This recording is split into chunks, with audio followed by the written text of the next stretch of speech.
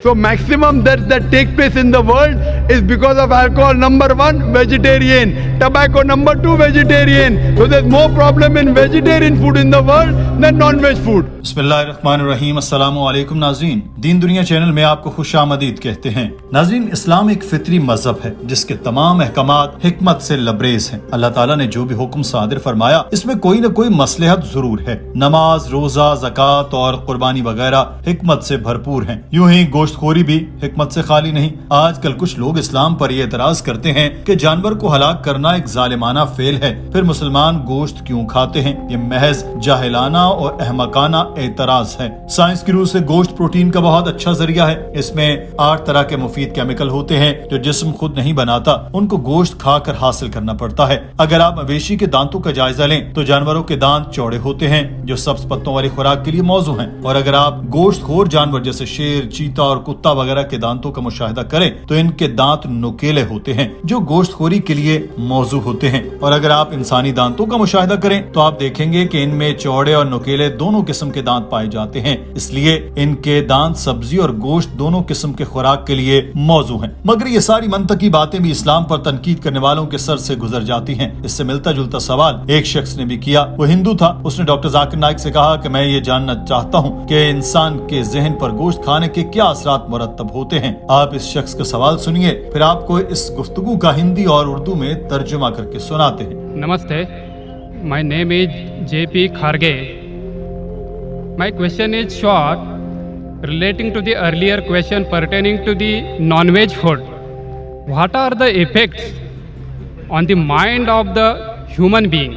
Doctor Zakir Naik ने उसको बताया कि गोश्त खाने के इंसानी सेहत पर मुस्बत असरात होते हैं और साइंसी तौर पर यह साबित शुदा हकीकत है। इंसान के जिस्म को गोश्त से ताकत मिलती है, जहन ज्यादा काम करता है, प्रोटीन मिलते हैं। एक रिसर्च कहती है कि अगर आप जानवर खाएंगे तो जानवर की तरह ही रवैया अपनाएंगे। इसी वजह से हम मुसलमान पुरअमन जानवरों का गोश्त खाते हैं, गाय, बकरी, भेड़ वगैरह, क्योंकि हम अमन पसंद लोग हैं। इस्लाम में शिकारी जानवर खाना मना है, जैसे शेर, चीता वगैरह। तो अगर मैं इस रिसर्च से इत्तेफाक कर भी लूं तो इस बारे में यही कहूंगा कि हम मुसलमान अमन पसंद हैं, खूनखार नहीं। इसलिए अमन पसंद जानवरों का गोश्त खाते हैं, खूनखार जानवरों का नहीं। डॉक्टर जाकिर नाइक ने कहा कि अगर दूसरे मज़ाहिब के लोगों से पूछें कि आप गोश्त क्यों नहीं खाते तो वो कहते हैं कि किसी की जान लेना हराम है। जब आप गोश्त खाते हैं तो जानवर की जान लेते हैं, इसलिए हराम है। तो मैं कहता हूँ कि अगर हम किसी की जान लिए बगैर इस धरती पर जी सकें तो मैं सबसे पहला इंसान हूँगा। आज साइंस एडवांस हो चुकी है। पहले के लोग समझते थे कि पेड़ पौधे में जान नहीं है। आज साइंस बताती है कि पेड़ पौधों में भी जान है और फल में भी जान है। आप क्यों जानदार चीज खाते हैं तो उनकी मंतक बदल जाती है। अब कहते हैं कि हम जानते हैं कि पेड़ में जान है, मगर पेड़ पौधे को दर्द महसूस नहीं होता, जानवरों को दर्द महसूस होता है। इसलिए जानवर खाना पेड़ खाने से ज्यादा हराम है। आज साइंस और तरक्की कर चुकी है।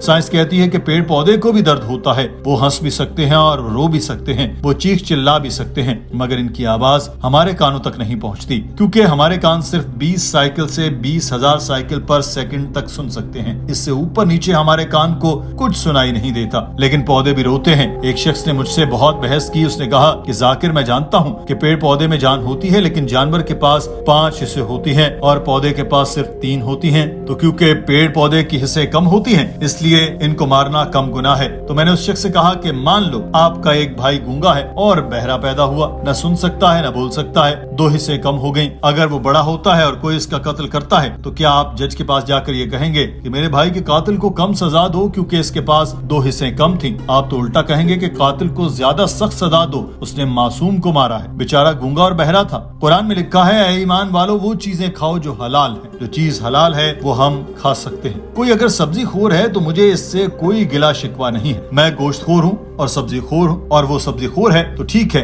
हम अपनी अपनी दुनिया में जी रहे हैं। मगर वो मुझसे आकर कहेगा कि गोश्त खोर होना गलत है तो मैं जवाब दूंगा इससे मुझे फायदा है, क्योंकि अगर हिंदुस्तान के सब लोग गोश्तखोर हो जाएंगे तो इससे मटन का रेट ज्यादा हो जाएगा। तो मुझे कोई गिला शिकवा नहीं अगर लोग सब्जी खोर हैं, लेकिन कुरान इजाजत देता है कि जिन जानवरों के नाम दिए गए वो खा सकते हैं। There is a research which says what you eat has an effect on a behavior. So that's the reason we Muslims, we are allowed to eat only peace-loving animals like cow, goat, sheep, because we are peace-loving human beings. We are not permitted to have the ferocious animals like tiger, lion, leopard, because we don't want to be violent.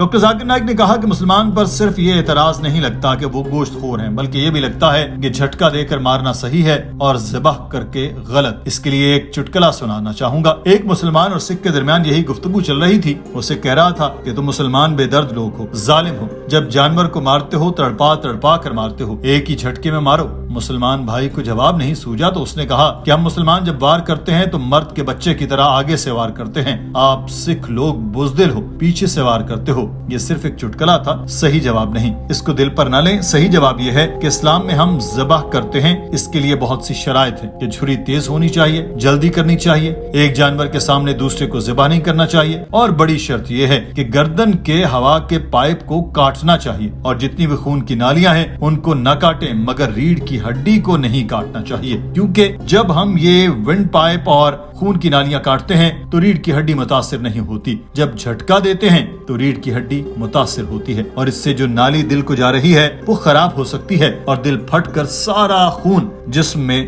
جمع ہو جائے گا۔ جب ہم ذبح کرتے ہیں تو اس سے دل خون کی گردش کر رہا ہوتا ہے، کیونکہ دماغ زندہ رہتا ہے تو زیادہ سے زیادہ خون باہر نکل جاتا ہے۔ ہم خون باہر نکالنے کے لیے ذبح کرتے ہیں، اور آج کی سائنس کہتی ہے کہ خون میں بہت سے جراثیم ہوتے ہیں۔ خون ایسا ماحول پیدا کرتا ہے جس میں اپنے آپ بیکٹیریا پیدا ہوتے ہیں، جس سے انسانوں کو بیماریاں لگ جاتی ہیں۔ اس کے علاوہ سائنس یہ بھی کہتی ہے کہ ذبح کیا گیا گوشت جھٹکے والے گوشت سے زیادہ تازہ ہوتا ہے، یہ زیادہ وقت کے لیے تازہ رہتا ہے۔ اور جو لوگ یہ کہتے ہیں کہ جب ہم ذبح کرتے ہیں تو جانور تڑپ تڑپ کر درد سے مرتا ہے، آج کی سائنس کہتی ہے کہ جب ہم ذبح کرتے ہیں تو جو نالی دماغ کی طرف خون لے کر جاتی ہے اور درد کا احساس دلاتی ہے وہ کٹ جاتی ہے، دماغ کو درد محسوس نہیں ہوتا، جانور تڑپتا ہے کیونکہ مسلز آگے پیچھے ہونے کی وجہ سے حرکت ہوتی ہے، یہ درد کی وجہ سے نہیں ہوتا۔ خون جسم سے باہر نکل رہا ہوتا ہے، اس لیے جانور تڑپتا دکھائی دیتا ہے، حقیقت میں درد نہیں ہو رہا ہوتا۔ جھٹکے میں اکثر جانور 4-5 گھنٹے بعد مرتا ہے اور درد کے ذریعے مرتا ہے۔ ڈاکٹر ذاکر نائک نے کہا کہ جہاں تک صحت کا تعلق ہے تو گوشت بہت ہی صحت بخش غذا ہے۔ اگر کسی کو ایک خاص طرح کا گوشت کھانے سے کوئی صحت کا مسئلہ ہوتا ہے تو یہ الگ بات ہے، اور یہ صحت مسائل سبزیاں کھانے سے بھی ہو سکتے ہیں۔ جو خوراک دنیا میں ہر سال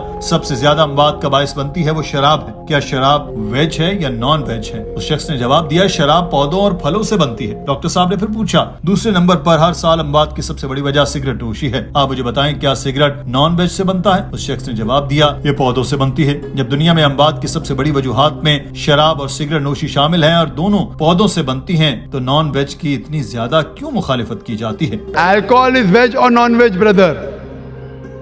Alcohol is vegetarian or non-vegetarian food? Veg. Tobacco is veg or non-veg?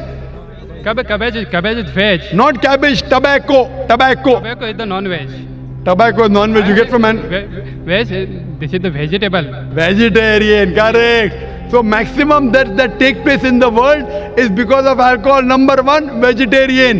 Tobacco, number 2, vegetarian. So there's more problem in vegetarian food in the world than non-veg food. Doctor Zakir Naik نے کہا کہ جو چیز انسان کے لیے نقصان کا باعث بنتی ہے قرآن پاک نے اس کو حرام قرار دیا۔ قرآن پاک کی سورہ مائدہ میں لکھا ہے اے ایمان والو، شراب اور جوا اور بت اور فال کے تیر سب شیطان کے گندے کام ہیں، سو ان سے بچتے رہو تاکہ تم نجات پاؤ۔ تو اسلام میں تو واضح لکھ دیا گیا کہ انسان کو کیا کھانا چاہیے اور کیا نہیں، تو کیوں ہم ایسا کرتے ہیں کہ کسی بھی چیز کو جس کی اجازت دی گئی ہے خود ہی اپنے طور پر برا سمجھتے ہوئے خود پر حرام کر لیتے ہیں، اور جن سے نقصان ہوتا ہے جیسے شراب اور سگریٹ وغیرہ ان کی طرف بھاگتے ہیں۔ یہ سوال میں آپ کے لیے چھوڑے جا رہا ہوں، اس پر سوچئے گا۔ ناظرین، آج کی ویڈیو کے بارے میں آپ کی رائے کیا ہے؟ کامنٹ سیکشن میں ضرور آگاہ کیجیے۔ اپنا خیال رکھیے۔ اللہ حافظ۔